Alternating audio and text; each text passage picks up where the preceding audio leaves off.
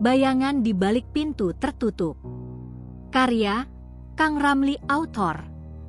Hujan deras mengguyur kota kecil di lereng pegunungan sejak sore tadi, membuat jalanan begitu licin dan berlumpur seperti kulit ular yang baru saja berganti. Malam itu, ketika jam dinding tua di ruang tamu berdering pelan, menandakan pukul 9. Eka duduk sendirian di kursi goyang kayu jati yang sudah usang. Rumah warisan kakeknya ini, yang berdiri sejak era kolonial Belanda, terasa lebih dingin daripada biasanya. Dinding-dindingnya yang dulu dicat putih gading, kini sudah mengelupas memperlihatkan lapisan plester kuning kecoklatan seperti luka lama yang tak pernah sembuh. Bau lembab dan tanah basah meresap ke setiap celah, bercampur dengan aroma samar kayu lapuk dan sesuatu yang lebih gelap, seperti logam karat yang teroksidasi, atau darah yang sudah lama mengering. Eka, seorang arsitek berusia 32 tahun yang baru saja kehilangan pekerjaannya di Jakarta karena proyek apartemen mewah yang bangkrut, ia datang ke sini 2 minggu lalu. Ia berharap ketenangan desa ini bisa menyembuhkan luka hatinya, tetapi yang ia temukan hanyalah keheningan yang menekan, sesekali dipecah oleh deru angin yang menerpa jendela kaca. Kakeknya yang bernama Pak Suroto, meninggal 6 bulan lalu dalam tidurnya, meninggalkan rumah ini tanpa wasiat yang jelas. Hanya ada surat singkat dari notaris. Rumah ini milik Anda sekarang. Jaga baik-baik. Tak ada penjelasan lebih lanjut, tak ada cerita tentang masa lalu yang selalu disembunyikan kakeknya. Malam itu, Eka memutuskan untuk membersihkan loteng yang selama ini terkunci. Ia menemukan kunci tua di laci meja kakeknya, sebuah benda perak berbentuk ular melingkar. Dingin saat disentuh, seolah menyimpan rahasia es. Tangga kayu loteng berderit seperti jeritan pelan saat ia naik. Setiap anak tangga meninggalkan jejak debu halus di sepatu botnya. Udara di atas lebih pengap, penuh bau kertas tua dan jamur yang tumbuh di balik balok-balok kayu. Lentera minyak yang ia bawa menyala redup, melemparkan bayangan panjang yang menari-nari di dinding seperti hantu yang bosan. Loteng itu seperti gua yang terlupakan, tumpukan kotak kardus berlabel pudar, furnitur tertutup kain putih berdebu, dan di sudut, sebuah meja kerja kayu mahoni dengan laci-laci yang terkunci.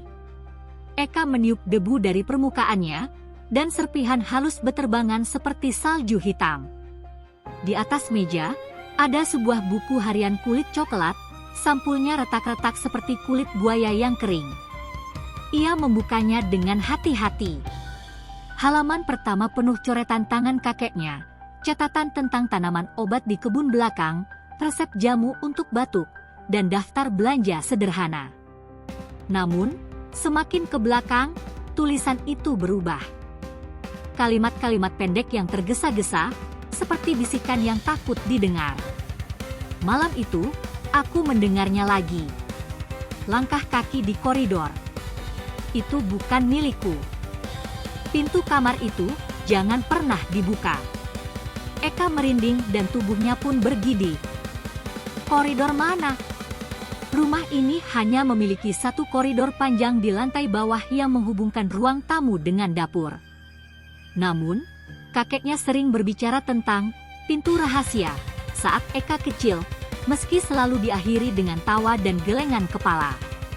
Ia membalik halaman lagi, jantungnya berdegup lebih kencang.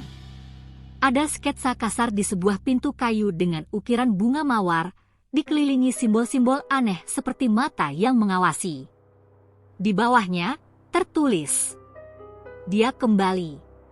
Setiap hujan, dia akan datang." Siapa dia? Eka menutup buku itu sejenak, mendengarkan suara hujan yang semakin deras di atap seng.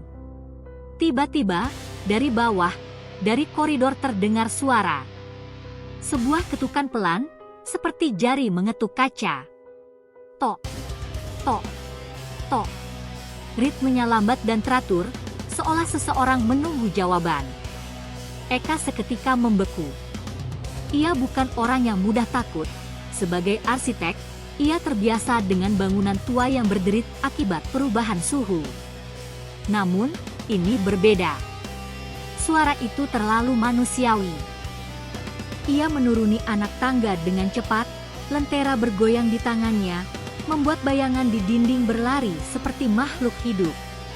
Koridor lantai bawah gelap gulita, hanya diterangi cahaya samar dari lilin di ruang tamu. Ketukan itu berhenti saat ia mendekat, digantikan keheningan yang lebih mencekam. Eka segera menyalakan saklar listrik. Arus listrik di desa ini memang sering padam, tetapi malam itu menyala. Cahaya kuning pucat membanjiri koridor, memperlihatkan dinding berpanel kayu yang sudah lapuk, dan di ujungnya, sebuah pintu kayu tua yang selalu terkunci. Pintu itu menuju ruang bawah tanah, kata kakeknya dulu. Jangan pernah dibuka, Eka. Itu hanya gudang tua. Namun malam itu, gagang pintunya terlihat berbeda. Ada goresan baru, seperti kuku yang mencakar kayu, membentuk pola melingkar.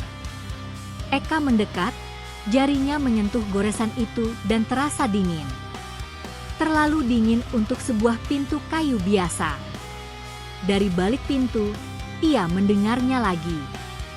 Napas pelan, seperti seseorang yang menahan udara, diikuti bisikan samar. Suro. Suroto. Suara itu memanggil nama kakeknya. Eka mundur selangkah, punggungnya menabrak dinding. Jantungnya berpacu, keringat dingin merembes di punggungnya meski udara lembab. Ini pasti angin, ia mencoba meyakinkan diri. Atau hewan liar yang masuk melalui celah. Namun, bisikan itu terdengar lagi, lebih jelas. Kenapa kau tinggalkan aku? Eka segera berlari ke kamarnya, mengunci pintu, dan meringkuk di tempat tidur dengan buku harian kakeknya di dada. Malam itu ia tidur dengan gelisah, dihantui mimpi tentang hujan tak berujung dan pintu yang terbuka sendiri dan memperlihatkan tangga gelap menuju kegelapan yang bernapas. Keesokan paginya, matahari terbit dengan malu-malu, menyusup melalui celah gorden. Eka bangun dengan kepala pening, tetapi tekadnya menguat. Ia bukan tipe yang lari dari misteri. Sebagai arsitek, ia terlatih memecah masalah menjadi bagian-bagian kecil. Ia menelepon Pak RT desa, seorang pria tua bernama Mbah Joyo yang dulu sahabat kakeknya. Rumah itu punya sejarah, nak, kata Mbah Joyo di telepon, suaranya serak seperti daun kering.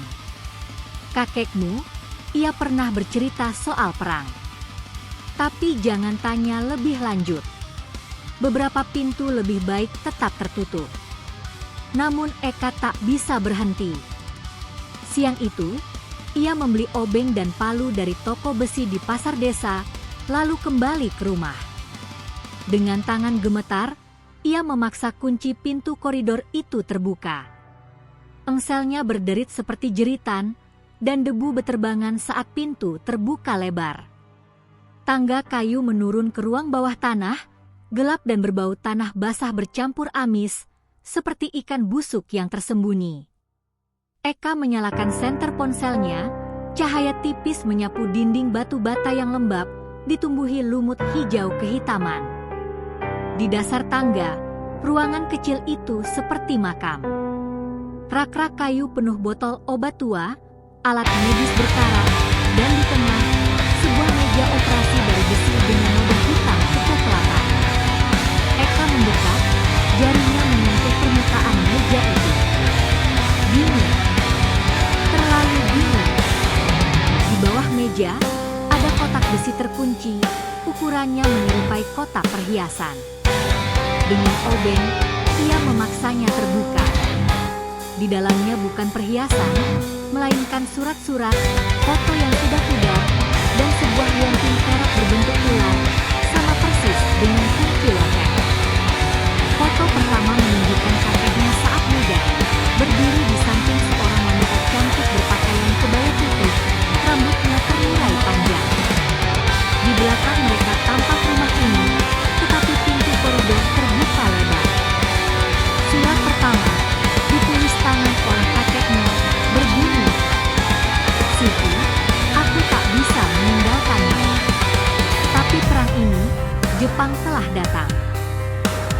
bilang kau mata-mata. Aku harus selamatkanmu. Eka membaca lebih lanjut, napasnya tersengal. Ternyata Siti, istri kakeknya telah ditangkap oleh tentara Jepang pada 1943. Ia telah dituduh sebagai mata-mata Belanda karena pernah belajar di sekolah misionaris. Kakeknya, yang bekerja sebagai tabib desa, menyembunyikannya di ruang bawah tanah ini, merawat lukanya akibat penyiksaan. Namun pada suatu malam yang diguyur hujan deras, Siti hilang. Kakeknya mencarinya kemana-mana, tetapi hanya menemukan darah di tangga dan liontinnya tergantung di gagang pintu. Ia yakin Siti bunuh diri, tergelincir di tangga basah, tetapi bisikan di malam hujan membuatnya ragu. Dia kembali untuk balas dendam, tulis kakeknya di surat terakhir. Atau mungkin untuk maaf. Eka menatap foto Siti. Wajahnya pucat, matanya dalam seperti sumur tua, tetapi senyumnya hangat. Liontin itu, yang kini ia pegang, terasa bergetar pelan di telapak tangannya, atau mungkin hanya imajinasinya saja. Tiba-tiba, dari atas tangga, terdengar suara lagi, langkah kaki pelan, turun satu persatu. Tok, tok, tok. Eka mematikan senter, jantungnya hampir copot. Bayangan panjang terbentang di dinding, seperti gaun kebaya yang melayang. Ia bersembunyi di balik rak, memegang obeng seperti senjata. Langkah itu mendekat, disertai hembusan angin dingin yang tak wajar, seperti napas dari makam. Lalu terdengar suara dengan bisikan lembut. Suro, kenapa kau biarkan aku jatuh? Eka menahan napas. Saat bayangan itu mencapai dasar tangga, cahaya senter dari ponselnya yang terjatuh menyala sendiri, menerangi namun tidak ada apa-apa. Hanya liontin yang tergantung di gagang pintu atas, bergoyang pelan seolah baru saja dilepaskan. Namun di lantai, di depan meja operasi, ada setetes air. Itu bukan air hujan, melainkan air mata. Jernih, segar, dan dingin ketika Eka menyentuhnya. Malam itu, Eka membakar surat-surat tersebut di perapian ruang tamu. Api menari-nari, menelan kata-kata dari masa lalu. Hujan berhenti, dan untuk pertama kalinya, rumah itu terasa damai. Namun ketika ia naik ke kamar, ia melihatnya di cermin koridor, bayangan samar seorang wanita di belakangnya, tersenyum tipis, liontin berkilau di lehernya. Terima kasih, bisik angin. Eka tak pernah kembali ke Jakarta. Ia tinggal di rumah itu untuk merenovasi ruang bawah tanah menjadi ruang baca. Dan setiap malam hujan, ia meletakkan secangkir teh hangat di meja. Untuk Siti. Untuk maaf yang tak pernah terucap. Dan misteri itu, yang dulu mencekam, kini menjadi bagian dari dinding-dinding rumah, sebuah rahasia yang akhirnya terbuka, tetapi tak pernah benar-benar hilang. Tamat.